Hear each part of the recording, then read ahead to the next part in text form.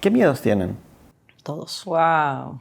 Todos. Yo todos. Yo creo que eso es común, pero No, pero miedos relativos a ser ser- madre sola, claro. porque claro, siempre va a haber A temor. estar haciéndolo mal. A Es un estar miedo haciéndolo muy- mal. Sí. Sí, claro, todas las noches llegas a tu cama y, bueno, yo y digo, pucha, ¿habré hecho bien todas las cosas con Olivia hoy día? Sí. Sí. Me da miedo. yo el miedo que tengo es que si algo me pasa, ¿con quién se quedan, no? Entonces me acuerdo de la primera vez que me fui de viaje, cuando ellas ya estaban grandes, me fui a hacer mi testamento. Es lo mismo hice yo. Y fue como fuerte porque Wow, nunca he hecho eso. Sí, dale. Me enfrenté con eso, ¿no? O sea, se cae el avión, pasa un accidente y ¿qué? Todo ¿no? puede pasar en la vida. Y todo, la vida cambia en un segundo. Entonces dije, bueno, lo único que puedo hacer es preparar legalmente todo bien. Entonces, pero ese es mi más gran miedo. Y creo que mi historia es distinta porque Oli tiene papá. Claro.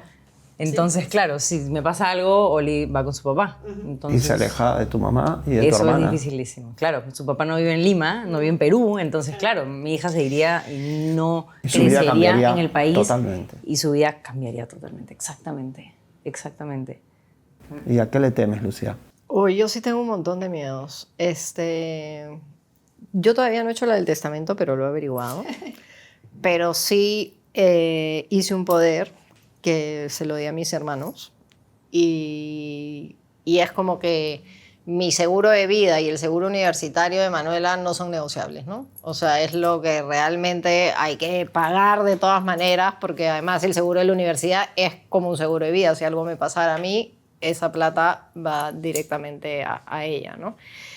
Y otros miedos que tengo es cuando salgo con ella, o sea, que veces que algo me pase a mí, ¿no? Pero cuando salgo con ella, por ejemplo, me da terror, pánico, espanto que se la lleven. Entonces, Pánico. Sí, ella sí, está sí, acostumbrada desde chiquitita a ir conmigo, o sea, bueno, hay sitios que la llevo de la mano, obviamente, pero si me voy al parque le pongo un arnés. Hay gente de la calle que dice, "Ay, mira", ¿no? Como ella va con su mochila y va agarrada a mí, pero está como suelta, digamos, ¿no? Y ella sabe que se lo tiene que poner además. Pero ese es un miedo que tengo que es como bien así loco, es incontrolable. Le tengo terror a que se la lleven. Porque pienso además que la chapan Es en un así y segundo, en un ¿no? segundo. Eso es en un segundo, sí. Y eso le desaparece. pasó a mi hermana cuando su hijo tenía 3 y ella estaba gestando. Y en una tienda X le pidió un documento, soltó la mano de mi sobrino y cuando volvió a mirar ya no estaba. Sí. Y lo buscó por todo el local y no estaba. Y cuando salió a la calle tenía que ir a la derecha o a la izquierda. Cuando tomó el camino a la izquierda y 2 mujeres se lo llevaban cada una de la mano ya a media cuadra caminando rápido. Entonces, es un temor fundado. O sea, no es que digan, ¿cómo puede tener esa idea? Sucede. No, Sucede en todo el mundo y afortunadamente en este caso no pasó a mayores, pero el trauma lo tiene mi hermana hasta el día de hoy. Sí. Entonces, sí te entiendo. Imagínate, sola. Sí, yo a eso y cuando la lleva, por ejemplo, ayer se quedó con mi mamá y se la llevó a comer un helado y mi mamá también, o sea, ya todos la sacamos con el arnés y ella además lo pide, ¿no? Pero ese es una, y el otro es que se enferme de algo que yo no puedo controlar, ¿no? Claro. Ese es un temor el que es segundo. como, porque además Sí. Pero si solo pasa cuando le da también, gripe, ¿no? ya es como, sí, ¿por pasa, qué? O sea, es algo que me da miedo y que me angustia, ¿no? Cuando ella se siente mal y no tengo cómo resolverlo porque ya le di el Panadol, porque ya no sé qué más hacer, porque ya tengo una sensación así como que es miedo al final del día, ¿no? Yo me acuerdo cuando estaba embarazada, le digo a la amiga que me acompañó en este proceso, que vivió algo similar a lo mío, le digo, no sabes el miedo que tengo. Y me dijo, bueno, déjame contarte que ese miedo ya no se te va a ir nunca. No, se multiplican, y se multiplican, Sí, y empiezan va a multiplicarse. cambiando, va creciendo. Y mutan. Pero esos son mis 3 grandes temores, digamos. Sí, cuando son más chiquitos me acuerdo que cuando se enferman es como, wow, ¿por qué ellos? Es como, Sí, sí. dame a mí la fiebre, así es porque en verdad los Sí. ves tan chiquitos que tienen fiebre o que tienen lo que sea que puedan tener, claro, enfermedades sin cura es otro tema, pero estas cosas del día a día que dices, wow, ¿por qué no, o sea, no me pasó a mí? Sí. Y ahí viene el pediatra y te dice, no es nada. Sí, no es nada. Sí, dale agua. 5 días, ¿no? 5 días. En 5 La días ya fiebre va a son estar 5 bien. días. Y tú dices, pero recién voy mediodía. Claro, hoy mediodía. Sí. Sí. Los niños van creciendo, miran a su alrededor, miran otros hogares, otras familias, en el parque, en la guardería, en el nido, en el kindergarten, y comienzan a preguntar. A hablarle a los hijos que comienzan a tener estas interrogantes de ¿y dónde está mi papá?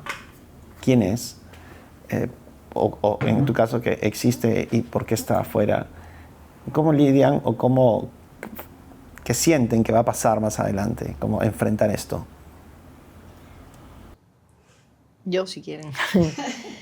Yo ya lo enfrenté y creo que lo enfrenté, bueno, Manuela está acostumbrada a estar entre grandes, entonces tiene cosas me imagino que les pasa a ustedes también, está como un poco más allá de las niñas de su edad, ¿no? Entonces, a mí ella cuando tenía 2 años y un poquito, 2 años y 3 meses, 4 meses, porque fue en febrero de hace 2 años, me preguntó por su papá la primera vez, ¿no?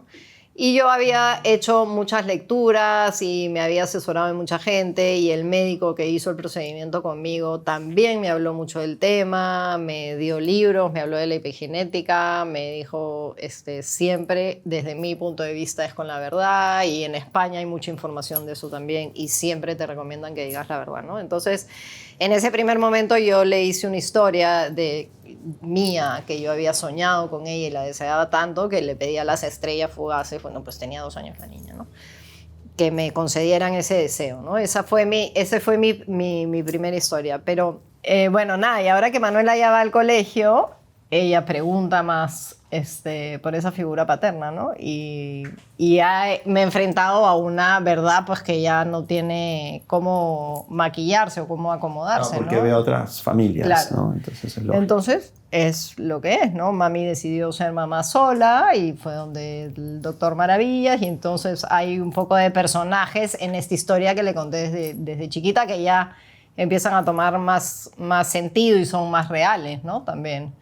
Y entonces ella a los donantes le ha puesto un nombre, Pablo y Pabla, no sé por qué, pero fueron las personas que ayudaron a mamá a tener a Manuela y nada, yo siempre le cuento que ella era lo más esperado y que ella eligió un poco venir a mí. Entonces, a partir de ahí, yo muy asesorada por por psicólogos y por lecturas y qué sé yo, a partir de ahí ella pregunta menos, porque si hay algo que es bien cierto en un niño es que cuando tú vas con la respuesta concreta y directa, ellos se quedan tranquilos, ¿no? No y hay como que... le digo yo siempre a los padres, cuando un niño pequeño te pregunta, por ejemplo, cuestiones sexuales o cómo nació un niño, etcétera, esperan una respuesta muy sencilla. Claro. Y a veces el adulto se hace un mundo en la cabeza Sí.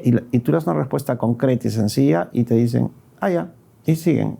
Entonces, para muchas preguntas complejas hay que recordar que su pensamiento todavía no es abstracto, es un pensamiento muy simple y la respuesta puede ser simple. Inclusive yo pensé en algún momento, ¿no? Ahí le pregunté a estas psicólogas con las que me asesoré, ¿la tengo que traer? Y ellas me dijeron, no, para nada. Claro. O sea, con que tú recibas el apoyo y las indicaciones y ya. Yo creo que ahí, en mi caso, a mí sí es algún momento que me da temor. Sí, claro. Pero de repente es por la circunstancia.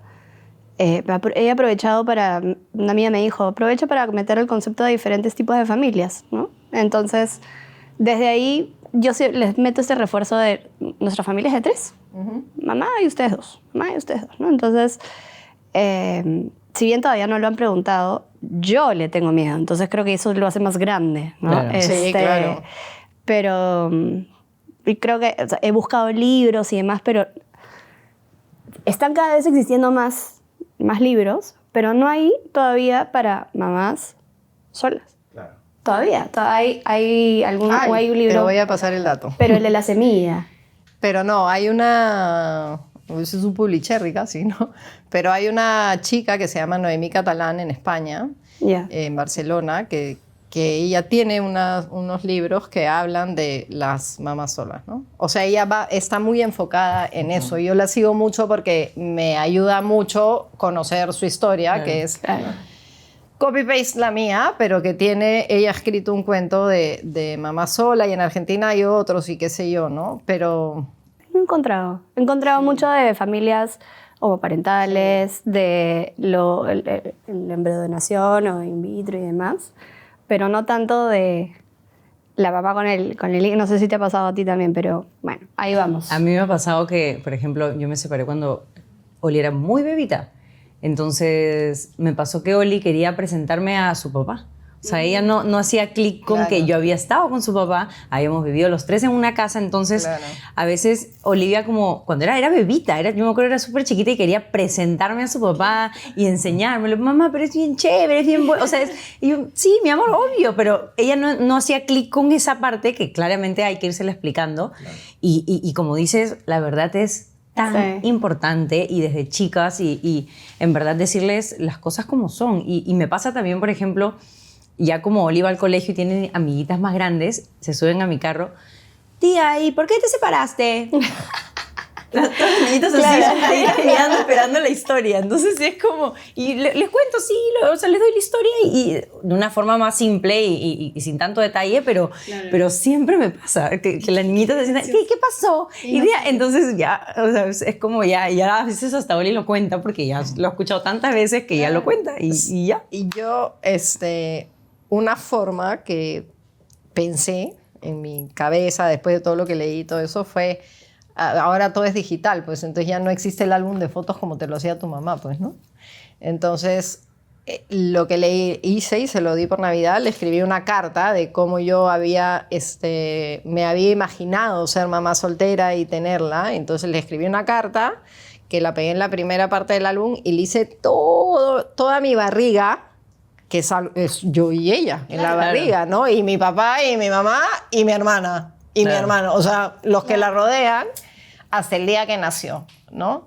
Y se lo regalé por Navidad, esta Navidad. Qué lindo, entonces, qué lindo. el 25 de diciembre me levanté con ella y se lo había puesto en los pies de la cama y me dijo, ay, eso es para mí, y lo vi con ella. Entonces, o sea, son ideas o son refuerzos que van haciendo que ellas realmente entiendan la forma de familia que elegiste, ¿no? Es que eso, o sea, creo que la verdad es súper importante, pero hay verdades que duelen un poquito, también, ¿no? por Entonces, supuesto. ¿cómo hacérselo no tan doloroso? Claro. Sobre todo a esa edad en que el A esa manejo de edad. las emociones no es... Exacto, ¿no? Y sobre todo cuando el miedo que tengo es esta comparación de por qué ella sí y yo no, por qué a mí y a ella no, o sea, entonces ese es mi miedo, ¿no? Que si es que va a sufrir o no va a sufrir, y finalmente cada quien tiene su historia, ¿no? Y cada quien... Y de repente no van a sufrir, de repente lo llevan súper bien, pero es este miedo de mamá de querer